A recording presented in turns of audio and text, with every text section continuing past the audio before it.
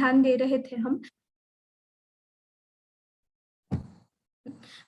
तो विचार के महत्व को, विचार के मीनिंग को महत्व, मीनिंग का महत्व कम करना, ये सिखाया और वो लिख रही थी 5th सेशन तक। उसके बाद अगर वो कर पाई तो हमने ये यहाँ पे थोड़ा सा रिवॉर्ड टेक्निक जो है वो वहां पे ऐड कर दिया कि अगर वो कर पाई तो उसको खुद को कुछ ना कुछ रिवॉर्ड देना है, कुछ ना कुछ खुद को जो अच्छा लगता है वो देना है, या फिर कुछ अच्छा लगता है तो खाने में कुछ अच्छा लगता है तो वो करना है, खाना है। ऐसे कुछ ना कुछ टेक्निक हमने यूज किया। उसके बाद अगर वो नहीं कर पाई तो एटलीस्ट उसने वो ट्राई किया, इसके लिए खुद को शाबाशी देनी है। तो उसके केस में ऐसे था कि वो खुद को कभी खुद को हमेशा नहीं मैं कम हूँ, या फिर खुद को कभी भी देती थी। हर टाइम मैं पूछती थी उसको कि आज खुद को शाबाशी दिया क्या तूने, ऐसे ऐसे अच्छी चीजें की? तो वो बोलती थी नहीं, मैं अभी तक नहीं दूंगी, कुछ अच्छा किया तो ही दूंगी। मतलब जो वो करती थी अच्छे से प्रोग्रेस हो रही थी, फिर भी वो खुद को शाबाशी नहीं देती थी। सो लो सेल्फ एस्टीम का कारण वहां पे था। उसके बाद हाँ, तो उसके बाद मैंने उसको खुद में और बाकी लोगों में क्या क्या अच्छा दिखता है उसकी लिस्ट बनाने के लिए बोला। कि क्या क्या अच्छा दिखता है तुझे बाकी लोगों में और खुद में, सिर्फ उतना ही लिखना है। और उसके बाद 6th सेशन में उसके जो होप्स है वो बहुत अच्छे से बढ़े हुए मुझे दिखाई दिए। आज तक के जितने जितने टेक्निक्स हमने किया है उनके वजह से मैंने उसको पूछा कि क्या लग रहा है तुझे, कुछ मतलब लग रहा है क्या इस सेशंस का कुछ अच्छे से असर हो रहा है? तो उसने बोला हाँ, बहुत अच्छे से मुझे लग रहा है कि हम थोड़ा सा जा रहे हैं आगे, जैसे पहले स्थिति थी थोड़ी सी उससे मुझे बेटर लग रही है, थोड़ा सा होप लग रहा है, एकदम थोड़ा सा लग रहा है लेकिन लग रहा है। तो ये मेरे लिए बहुत अच्छी बात थी कि उसको लग रहा है। उसके बाद सुसाइडल थॉट्स जो है, तो उसने बोला कि मेरे सुसाइडल थॉट्स बहुत ज्यादा कम हो गए हैं, अभी आते नहीं हैं। उदासी जो है वो अभी भी है, जो कि बहुत ही मन था इस में। उसके बाद उसने बहुत अच्छी एक बात बताई कि मुझे कहीं पे जॉब करने की इच्छा भी हो रही है, कि कहीं पे मैं जाऊं और जॉब करूं। तो ये दिखाई देता है कि ग्राफ कैसे बढ़ रहा है, अच्छे अच्छे पे जा रहा है। तो उसके नेगेटिव थॉट्स वहीं पे थे बहुत ज्यादा, लेकिन उसको उसके होप जो है वो बढ़ रहे थे। उसके बाद उसको फिर सांस की हलचल है वो एक्सरसाइजेस जो ऑलरेडी मैंने सिखाए थे वो कर ही रही थी। उसके बाद उसके संवेदना जो है, सेंसेशंस जो है, वो उसको अच्छे से समझ में आ रहे थे। ये हमने 6th सेशन में देखा। तो उसके मतलब मैं 7-7 दिन और बाद में 15-15 दिन का मैंने गैप दिया था बीच में, तो उसको इन पीरियड में अच्छे से सेंसेशन समझ में आ रहे थे। उसके बाद सेल्फ कंपैशन हमने आगे मैंने थोड़ा सा सिखाया उसको कैसे करना है। मैं क्या करती थी कि सेशन में मैं उसको करके लेती थी और फिर घर में कुछ पॉइंट्स लिख के देती थी, उसके अकॉर्डिंगली करने के लिए बोलती थी। क्योंकि वो उसने वो जो प्रोग्राम है अपना वो लिया नहीं था, थोड़ा सा फाइनेंशियल कंडीशन अच्छी नहीं है, तो उसके वजह से वो ले नहीं पा रहे थे, ऐसे बोला उन्होंने। तो मैंने ऐसे ट्राई किया। फिर ऑब्जर्वेशन वो अच्छे से कर पा रही थी, बॉडी स्कैन कर पा रही थी खुद का, सेंसेशंस क्योंकि अभी अच्छे से समझ में आ रहे थे। उसके बाद 7th सेशन में बोला कि उसको अभी जो लास्ट टाइम का जो जॉब है वहां पे अभी मुझे ट्राई करना है, फिर से थोड़ा सा मुझे लग रहा है कि मैं शायद कर पाऊंगी।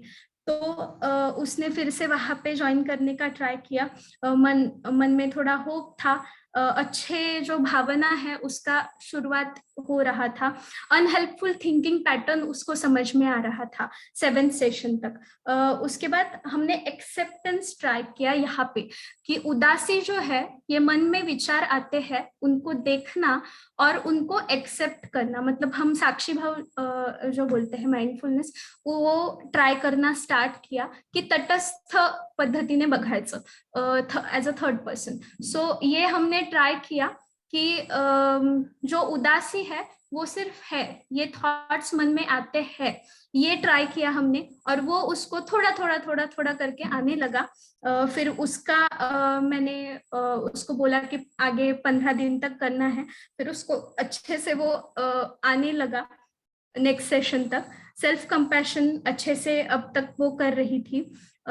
खुद के जो अच्छी अच्छी चीजें थे जो वो पहले नहीं बता पा रही थी, वो अच्छे से वो बता पा रही थी कि अभी मेरे में ये चेंजेस आ रहे हैं, थोड़ा सा कॉन्फिडेंस बढ़ रहा है, तो ये सब चीजें वो बता रही थी। फिर यहाँ पे मैंने बिहेवियरल एक्टिवेशन स्टार्ट कर दिया, जो अलग कंसेप्ट है थोड़ा सा माइंडफुलनेस से, तो ये वहां पे स्टार्ट कर दिया विथ माइंडफुलनेस। और उसके बाद उसके बाद 8th सेशन में उसने जॉब अगेन स्टार्ट कर दिया। सो ये बहुत अच्छी बात थी कि बिल्कुल भी होप्स नहीं थे और बाद में 8th सेशन तक उसने जॉब स्टार्ट कर दिया। और जो अलग अलग मतलब पहले जो चीजें होती थी उसका जो तीव्रता था वो बहुत कम हो गया। इसमें हाँ, खुद के इच्छा से, मतलब वहां पे भी ऐसे होता था कि ध्यान नहीं लग रहा है थोड़ा सा, या फिर वहां पे मैं जा रही हूँ जॉब पे तो थोड़ा सा घर की कुछ चीजें याद आई, पहली कुछ चीजें याद आई, वहां पे किसने कुछ बोला तो थोड़ा सा बुरा लगा। तो इस टाइम पे हमने फिर क्या स्टार्ट किया, खुद के इच्छा से वर्तमान में, मतलब अभी क्या चल रहा है, प्रेजेंट में खुद का मन लाना, खुद का थॉट्स प्रेजेंट में खुद को लेके आना, ये स्टार्ट कर दिया। और ये उसको जॉब में बहुत अच्छे से हेल्प कर रहा था। वो बार बार खुद को प्रेजेंट में लेके आ रही थी, जो काम कर रही है उस पे ध्यान दे रही थी, उसको उससे बहुत फायदा हुआ। और बहुत ज्यादा जब लग रहा था कि नहीं अभी ये ध्यान नहीं लग रहा है, तो वो क्या कर रही थी, मतलब उस काम पे ध्यान नहीं लग रहा है तो वो थोड़ा देर बैठ के पूरा सांस पे ध्यान दे पा रही थी।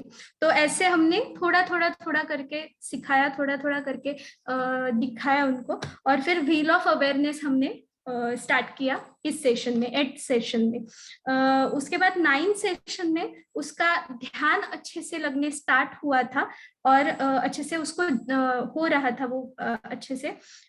फिर वहां पे 9th में some sort of disappointments are there, कि मेरा ये अच्छा नहीं हो रहा है, ये अच्छा नहीं हो रहा है। मैं इसलिए ये बता रही हूँ ग्राफ, क्योंकि डिप्रेशन में ऐसे नहीं होता कि अभी यहाँ से हमने स्टार्ट किया और फिर ऐसे ग्राफ ऊपर ऊपर ऊपर जाएगा, ऐसे होता नहीं है। कहीं ना कहीं नीचे ऊपर ऐसे होता रहेगा।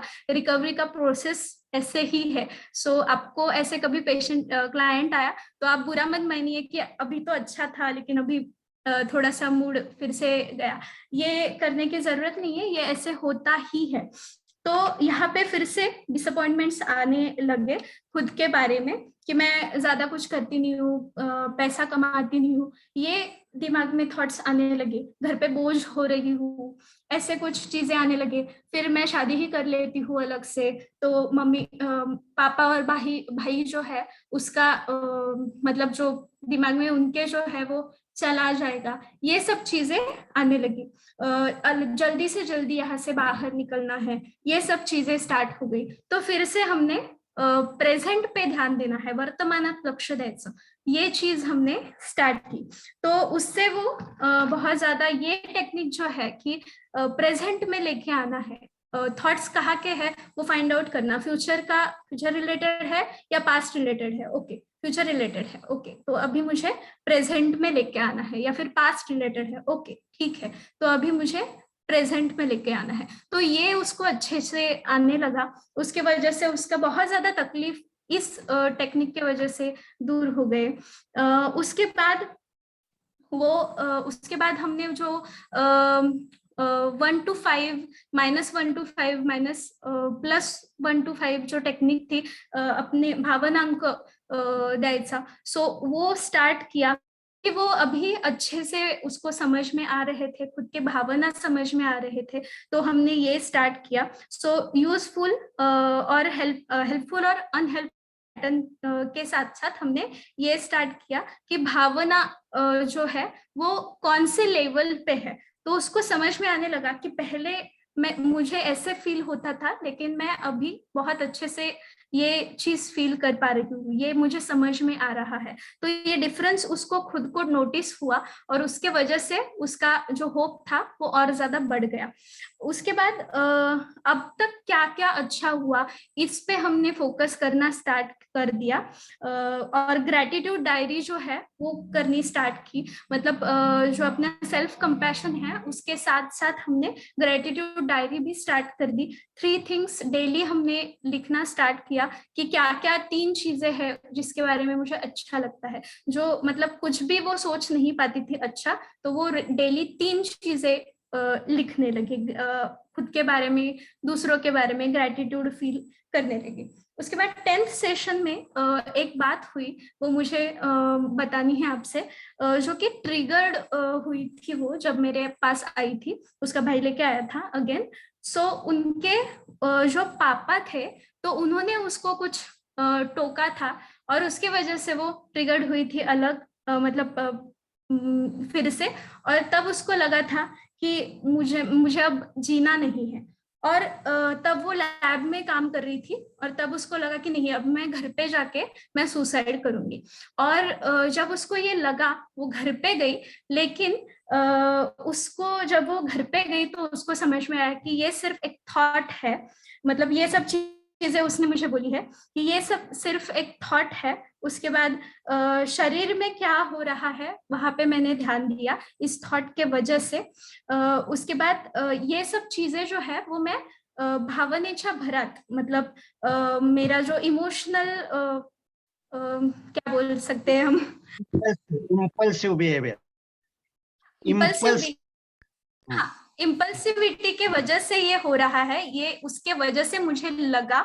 और उसने उस चीज को वहां पे स्टॉप कर दिया, की भावनेच्या भरात आपल्याला असं वाटतं आहे, आणि और खुद को उस थॉट से अलग कर दिया। सो ये बहुत मतलब विक्ट्री थी कि वो खुद को स्टॉप कर पाई, और किसी की भी हेल्प ना लेके वो खुद से वहां पे रुकी और फिर उसने वहां पे बैकफुट आई।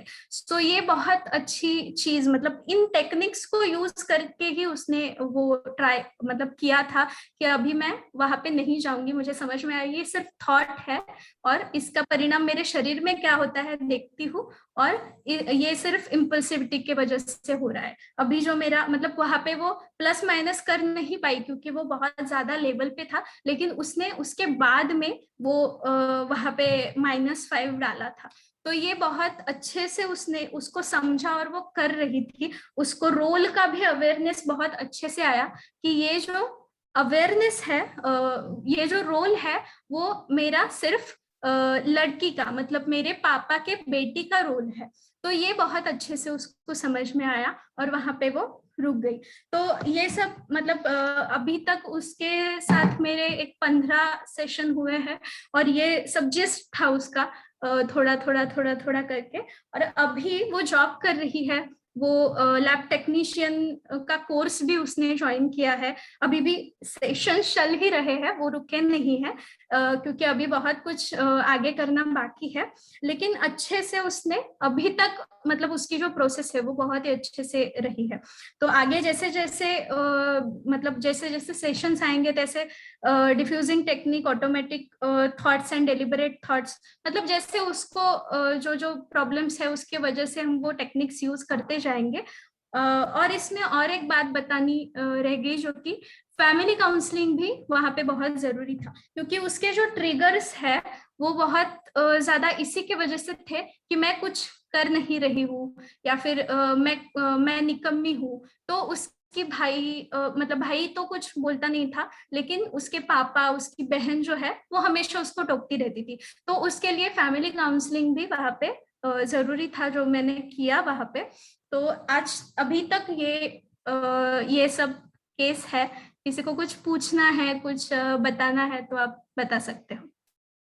बहुत ही कॉन्ग्रेचुलेशन चिन्मयी, बहुत ही अच्छा थैंक यू। काम आपने किया है। तो जो साइकोथेरेपी यानी कि स्किल सिखाना, तो आपने ये जो इमोशंस और इम्पल्सिविटी के समय क्या करना है, ये जो कुछ स्किल्स सिखाया, इसीलिए उसकी खुदकुशी वो प्रिवेंट कर सके। तो थैंक यू सर। बहुत बहुत आपके। तो अगर आपको किसी भी इस केस के बारे में या डिप्रेशन के बारे में अगर कोई भी क्वेश्चन है, चिन्मयी को पूछना है या मुझे पूछना है, तो आप अनम्यूट करके पूछ सकते हो। हेलो। हाँ बोलो। हाँ चिन्मय। हेलो। हाँ बोला बोला। हाँ सर। हाँ. हाँ सर. पहिल्या 2 सेशन मध्ये जे काउन्सिलिंग केलं तुम्ही एम्पॅथी गेन करण्यासाठी, त्याला थोडंसं डिटेल सांगता येईल का? येस, ऍक्च्युली ते काउन्सिलिंग स्किल्स आहेत बेसिकली, जे आपले म्हणजे आपल्याला काउन्सिलिंग मध्ये शिकवलं जातात ते बेसिकली स्किल्स आहेत आपले. त्याच्याबद्दल थोडंसं सांगेन. सगळ्यात आधी तुम्हाला त्या क्लायंटची जी सिच्युएशन आहे ते कळणं खूप गरजेचं आहे. म्हणजे एम्पॅथी जी आहे ती कळणं खूप गरजेचं आहे. एम्पॅथी म्हणजे सरांनी आपल्याला बऱ्याच सांगितलं, मी थोडक्यात सांगते की समोरच्याच्या शूज मध्ये आपल्याला जाता आलं पाहिजे आणि तिथून परत आपल्या प्लेसवरती येता आलं पाहिजे. ही म्हणजे एम्पॅथी असते की ती व्यक्ती कुठून आलेली आहे, त्या व्यक्तीचा आता काय माइंडसेट आहे, त्याचं इमोशनल स्टेटस काय आहे, त्याची परिस्थिती काय असणार आहे, हे सगळं समजणं म्हणजे एम्पॅथी. ओके, सो एम्पॅथेटिक अप्रोच असणं गरजेचं आहे. तिथे जर मी डिरेक्टली सुरू केली असती थेरपी, तर मग कदाचित तिला असं वाटलं असतं की ह्या व्यक्तीने मला ओळखून पण नाही घेतलं आणि डिरेक्टली काहीतरी सुरू केलं, म्हणजे रॅपो इस्टॅब्लिश होत नाही. सो रॅपो इस्टॅब्लिशमेंट ही पहिली गोष्ट असते. त्यानंतर एम्पॅथेटिक अप्रोच, त्याच्या प्लेसवरती स्वतःला जाऊन बघणं आणि पुन्हा एकदा स्वतःच्या येणं आणि मग थेरपिस्टचा जो रोल आहे तो स्टार्ट करणं. त्यानंतर पुढचं जे मी तुम्हाला सांगितलं अनकंडिशनल पॉझिटिव्ह रिगार्ड्स. आता ह्या मध्ये काय होतं की व्यक्ती खूप जास्त त्रासलेली असते, तिला स्वतःचा राग आलेला असतो, कदाचित इतरांचा राग आलेला असतो, कुणाकडून तरी प्रेम हवं असतं, कुणाकडून तरी आस्था हवी असते, ती तिला मिळणं तिथे गरजेचं आहे. पण तिथे सुद्धा एक थिन लाईन आहे. सो ऍज अ थेरपिस्ट तुम्हाला थिन लाईन लक्षात घेऊन अनकंडिशनल पॉझिटिव्ह रिगार्ड्स तिथे द्यावे लागतात. यावरती मला वाटतं सेशन होईल, त्यामुळे त्याबद्दल मी खूप जास्त बोलत नाही. कधीतरी सर किंवा कधीतरी मी तुम्हाला याबद्दल डिटेलमध्ये सांगेन. आपण करूया ना, उद्या सेशन करूया याच विषयावर. चालेल चालेल. सो त्यानंतर करायचं होतं चिन्मयी. आम्ही अनिता नामजोशी, मला करायचं होतं हा मॅडम. की साधारण हो मॅडम. 2 सेशन मध्ये किती अंतर असावं किंवा किती अंतर ठेवतेस?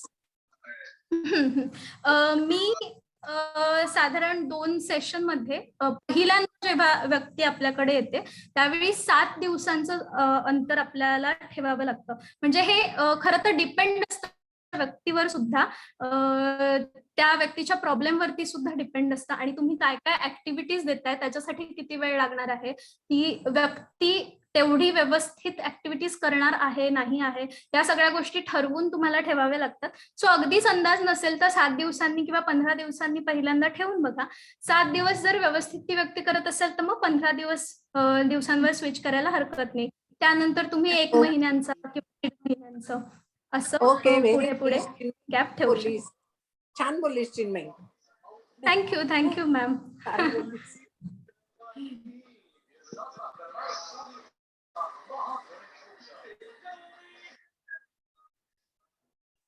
So we will do tomorrow's session on unconditional acceptance. Hello. हा बोला. सर या ठिकाणी एम्पॅथी देतो त्यावेळेस कोणते साधारण शब्द येतात?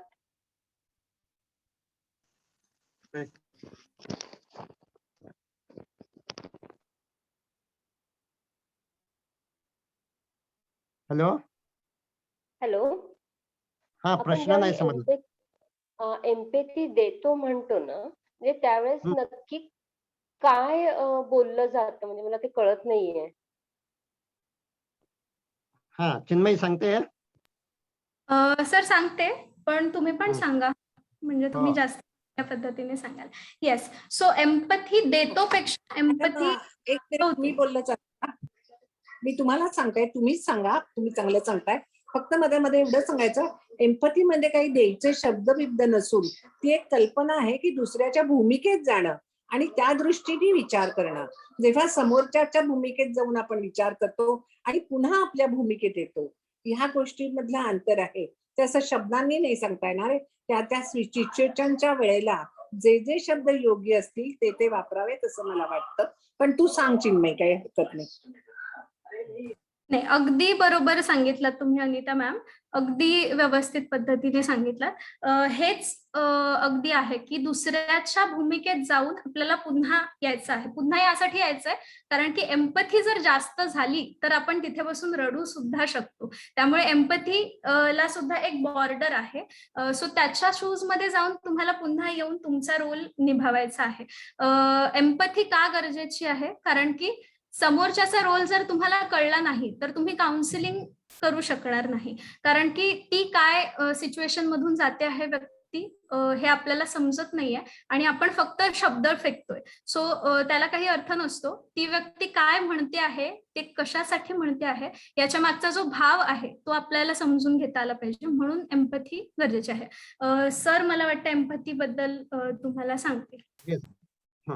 So empathy means understanding others' emotions. So in this technique, we have to understand the feelings. So in this, she have severe frustration, she have sadness.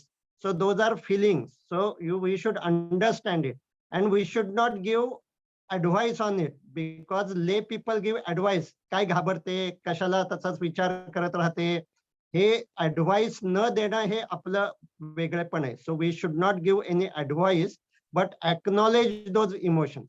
That means empathy and acknowledge are two skills or two different steps. So acknowledge means asking that emotion. Do you feel sad? Do you feel frustrated? Do you have anger about your father or about your any person? So what you have understood the feelings, you have to acknowledge, are those feelings correct? तो उस client को ये ध्यान में आता है कि हाँ, मेरी भावना इसे समझ में आई है. तो सुविधा मैम, आपने जो क्वेश्चन किया था वो एम्पैथी दिखाना है. तो एम्पैथी दिखाने के लिए वो इमोशंस शब्द में लाना ये बहुत आवश्यक होता है. और ऐसा ही आपको फील होता है ना, ऐसा उसे पूछना, ये रैपो डेवलपमेंट के लिए बहुत ही आवश्यक चीज है. थोडक्यात सांगायचं झालं तर आपल्या घरात कोणीतरी व्यक्ती जेव्हा वारते, दुसऱ्या कोणाच्या तरी घरात जेव्हा व्यक्ती कोणीतरी मृत्युमुखी पडते, त्यावेळी आपण त्यांच्या घरी जातो. पण आपण नेहमी जसे असतो तसे नसतो. कशा पद्धतीने आपण वागतो, तिकडे शांत राहतो, तिथे आपले हावभाव वेगळे असतात, बोलण्याचा टोन जो असतो तो कमी झालेला असतो. का हे आपल्याला जमतं? कारण आपण एम्पथाइज करू शकतो की माझ्याही घरी कोणीतरी असं गेलेलं असतं तर त्या व्यक्तीचं दुःख कसं असू शकतं हे आपण समजून घेतो आणि म्हणून ते आपण एम्पथाइज करून तिथे तशा पद्धतीने वागतो. तर ही एम्पथीच असते, फक्त आपण तिथे वेगळ्या पर्स्पेक्टिव्ह मधून तिथे वापरतो, वेगळ्या रोल मधून वापरतो. एवढाच काय तो फरक आहे. Good good, thank you. Thank you. हा, बोलो डॉक्टर माधवी. Thank you sir. हा, ह्याच्यामध्ये मला फक्त एक सांगायचं होतं की आपण म्हणतो ना दुसऱ्याच्या शूज मध्ये पाय घालायचे. दुसऱ्याच्या शूज मध्ये पाय घालायच्या आधी आपल्याला आपले शूज काढायला लागतात. म्हणजेच आपला जो काही दृष्टिकोन आहे तो बाजूला ठेवून त्याचा दृष्टिकोन बघायला पाहिजे.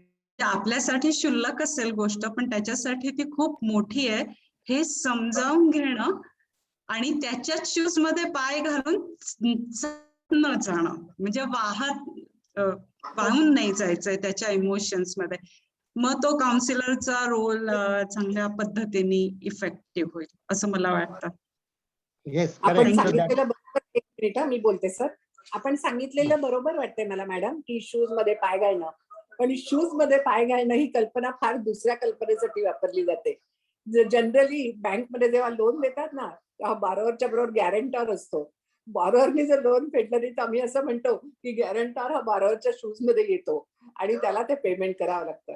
आपण जेव्हा भावनिक गोष्टी सांभाळतोय तेव्हा त्यांच्या भूमिकेचा विचार करणं किंवा अशा दृष्टीने आपण विचार केला तर जास्त चांगलं होईल असं मला वाटतं. पण तुम्ही म्हणताय ती कल्पना तुमची अगदी योग्य आणि बरोबर आहे आणि सर जास्त चांगलं माधवी, तुम्ही सांगतात. जे सांगितलं that is a non judgmental attitude. Yes, correct absolutely. Correct. But Right, we sir. have discussed one case that how counseling should not be. I have shared that case. So in that case, that counselor was advising to cook to that lady, to that girl. And we have discussed about that case. So in that case, she was not non-judgmental. She has some values. कि इस लड़की ने ये करना ही चाहिए, इतनी उम्र हुई तो कुकिंग तो आना ही चाहिए. ये जो वैल्यूज होते हैं वो हमें अपने वैल्यूज अपने के लिए हो सकते हैं, लेकिन वो काउंसिलर के सीट में नहीं होने चाहिए. तो उस समय अपने वैल्यूज हमें दूर रखने चाहिए. तो करेक्ट सर. अगर चिन्मय को भी ये वैल्यू होती है कि अपना मैरिज ये अरेंज मैरिज होना चाहिए, लव मैरिज नहीं होना चाहिए, तो भी अगर वो क्लाइंट आई है और उसका किसी के साथ लव है तो वो वैल्यू उसकी वहां बीच में नहीं आनी चाहिए. और ऐसा प्यार हो सकता है और उसके साथ शादी होनी चाहिए, ऐसी इमोशन होती है. ये एम्पथी होने के लिए ये नॉन जजमेंटल होना बहुत आवश्यक है. आणि हे फार कठीण आहे सर, कारण वर्षानुवर्ष परंपरेचे काही पगडे आपल्या मनावर चालत आलेले आहे. त्यामुळे नॉन जजमेंटल होणं हे फार अवघड आहे आणि ते शिकणंही महत्वाचं आहे असं मला वाटतं. कारण आपल्याला बरोबर. परंपरेने बसलेलं आहे डोक्यात की काही गोष्टी वाईट आणि काही गोष्टी चांगल्या, त्या तशा आहेत की नाही हे नॉन म्हणून मला वाटलं की हे जास्त आवश्यक आहे. अतिशय सुरेख झालं session sir. Thank you. So non judgment के बारे में जो जैसे मैंने एक बार केस बताई थी, मेरे पास केस ऐसी लड़की की आई थी, तो वो भी डिप्रेशन में थी, लोनली कर रही थी, लेकिन उसकी जो वजह थी उसके 5 लोगों के फिजिकल रिलेशन थे.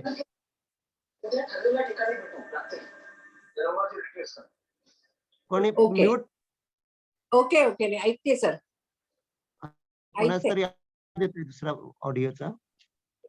सो ये जो अगर वो जो आप बता रहे हैं अपने जो कुछ कल्चर है तो उसमें ये सुनकर ही काउंसिलर ये बहुत ही शॉक में जा सकता है, गुस्से में आ सकता है कि ऐसा बता सकता है तो ये 5 लोगों के साथ मेरा फिजिकल रिलेशन है, लेकिन कोई भी मुझसे प्यार नहीं करता और इसीलिए मैं लोनली फील कर रही हूँ. तो उस समय हमें ये नॉन जजमेंटल रहना ये बहुत ही डिफिकल्ट होता है, लेकिन वो होना चाहिए और वो प्रैक्टिस से, वो भी एक स्किल है, तो वो प्रैक्टिस से हो सकता है. So thank you Chinmayi. कल हम इसी वो जो दूसरा सेशन है वो लेंगे और डिप्रेशन के बारे में और चर्चा करेंगे. तो अभी हमारे पास कुछ 7-8 मिनट है, उसमें किसी को कोई क्वेश्चन अगर पूछना है या अपने उदासी के बारे में या दूसरे कोई व्यक्ति के उदासी के बारे में अगर उन्होंने देखा है तो वो शेयर कर सकते हैं.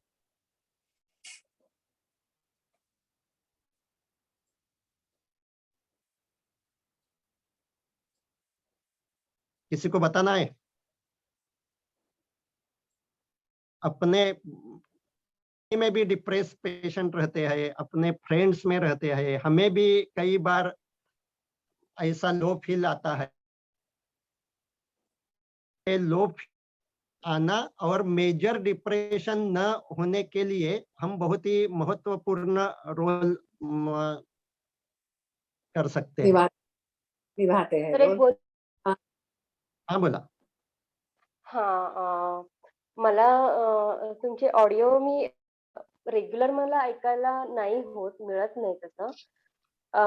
मध्ये मध्ये थोडस लो फील होतं, पण आज पण असं लो फील वाटत होतं, आणि सडनली मी बाहेर बघितलं की अरे आज पाऊस आहे. काल थोडंसं ऊन होतं, म्हणजे थोड्यापैकी होतं. आज जास्त आहे. आणि लगेच खरं ध्यान आठवलं आणि पुन्हा मी माझ्या नॉर्मल कंडिशन आहे, की नाही हे होऊ शकतं. म्हणजे कधीतरी ऐकून सुद्धा मला ते आज इतक्या पटकन आठवलं. अ, त्यामुळे आज तुमचे खूप धन्यवाद सर अशा ऑडिओज हे केल्यामुळे. खूप छान वाटलं मला ते लगेच आठवल्यामुळे. हो, अभिनंदन. त्याला पण ते 10 मिनिटं म्हणजे किमान एक दिवस आड तरी काढून त्याची प्रॅक्टिस म्हणजे त्यानुसार लक्ष देणं हे खूप महत्त्वाचं आहे.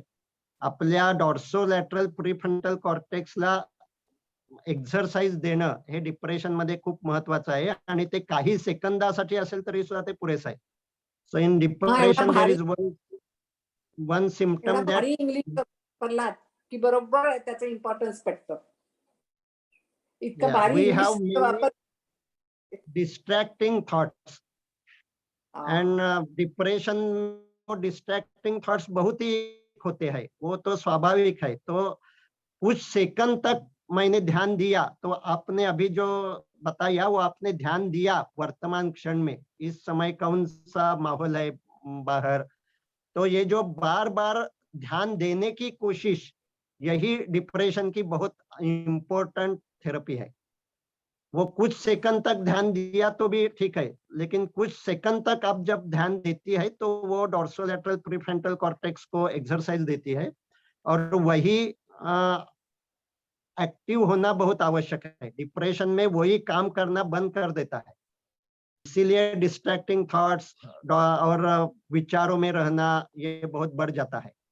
तो मैं आपसे रिक्वेस्ट करूंगा कि ध्यान देने की कोशिश करो, बार बार करो।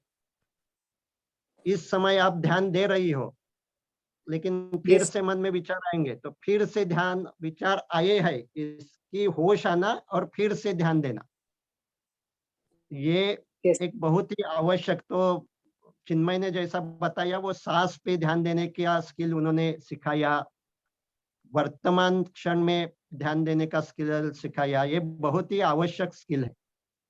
अगर आपने उसकी प्रैक्टिस की तो ये जो डिप्रेस मूड होता है वो कम होता जाएगा। हॅलो सर, हाँ good evening sir. Ashwini this side.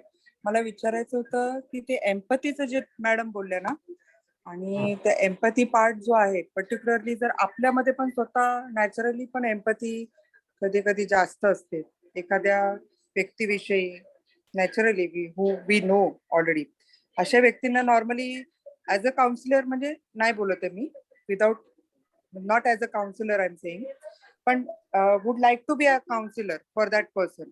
तर जेव्हा आपण तसं करायला जातो तर समोरून असा मला प्रसंग आठवतो की ती व्यक्ती आपण एम्पथाइज करून जे गोष्टी त्यांना ऍज अ काउन्सिलर म्हणून उघडकीस आणायला बघतो, त्याच्यामध्ये असं दिसतंय मला की तेच आपली मदत वेगळ्या प्रकारे घ्यायला बघतात. म्हणजे सपोज फॉर एक्झाम्पल ते म्हणतील थोडी पैशांची मदत हवी होती, थोडं हे करून द्याल का, अकाउंट ओपन करून द्याल का, मला माझे काही डॉक्युमेंट्स तुमच्याकडे ठेवाल का. मग ह्या गोष्टी म्हणजे मग समजा जर त्यांना आपण सांगितलं की ह्या गोष्टींसाठी मी नाहीये प्रेझेंट तुमच्यासाठी, बट मी प्रेझेंट आहे तुमच्या इमोशनल वेलबिंग साठी आणि हेल्थ वेलबिंग साठी, तर एक अजून दुसरा ऑप्शन काय दिसला मला की लगेचच ते जो ग्राफ होता इंटरेस्टचा तो एकदमच खाली जातो त्या व्यक्तीचा, बिकॉज ते ऍक्सेप्ट करून चालतात की हा she is giving me some advice, म्हणजे आपण गप्पा नाही मारत आहे पण ऍडवाइस देतोय आणि they are doing some activities with me. पण हा जो मोड जातोय एम्पथी मध्येच की ह्या वेगवेगळ्या अशा हेल्थ, आणि मग ते भरकटतंय मॅटर थोडं, आणि मग परत मला त्या मॅटरवर आणायचं असतं की मग तो इंटरेस्ट खाली जातो. सो हे म्हणजे ह्या व्यक्ती ओळखीच्या आहेत, आणि जे नाही ओळखीचे आहेत त्यांना आपण एक लिमिट आहेच आहे ऑलरेडी, बट द ओळखीच्या व्यक्ती आहेत, जवळ आजूबाजूच्या सर्कल मधले आहेत, मग अशा वेळेस how to manage, because it's quite sensitive sometime. Sir मी त्यावेळी बोललं चालेल? हा तुमच्यासाठी क्लिअर असला पाहिजे आणि त्या व्यक्तीला सुद्धा तुम्ही तो रोल क्लिअर केला पाहिजे. आपण जे म्हणतो की काउन्सिलिंग हे समस्या सोडवणं नाही. हम्म. काउन्सिलिंग हे समस्या सोडवण्यासाठी ज्या भावना आहेत त्या भावनांचं व्यवस्थापन करण्याचं स्किल शिकवणं आहे. करेक्ट. राईट, बरोबर आहे सर. आणि तुम्ही ते विसरत आहात. तुम्ही तिची म्हणजे किंवा ती व्यक्ती विसरते आहे. ती तिच्या समस्या तुम्ही सोडवाव्यात असं सांगते आहे, जे काउन्सिलिंग मध्ये ऍक्च्युअली अपेक्षित नाही आहे. सो तिथे तुम्ही हा. रोल वेगळा, फ्रेंड्सचा role it's okay. Then you are not counsellor. नाही, मग मी त्यांना लगेच नाही म्हटलं ना, देन इट गोज इन म्हणजे डीप असा म्हणजे ग्राफ तो खालीच येतो डायरेक्ट. तर म्हणजे त्याचं त्या पहिले एक्सरसाइजेस clear मध्ये इंटरेस्ट नसतो असं मग. हा, मग तोच त्यामुळे त्याला असं पहिल्या चुकीच्या त्यांनी ठेवलेल्या बोट आहेत. धरायला दिलं. सुरुवातीला तुम्ही सांगणं आवश्यक आहे की तुम्ही नक्की त्यांना काय हेल्प करणार आहात.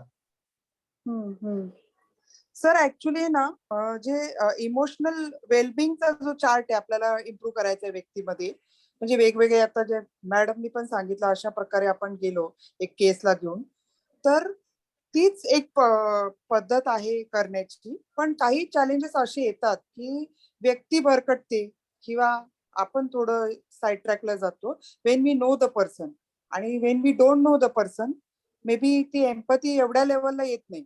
म्हणजे येते पण भरकटणार नाही असं मला दिसतं. आणि बरोबर. मला स्ट्रेट फॉरवर्डली सांगता येत नाही.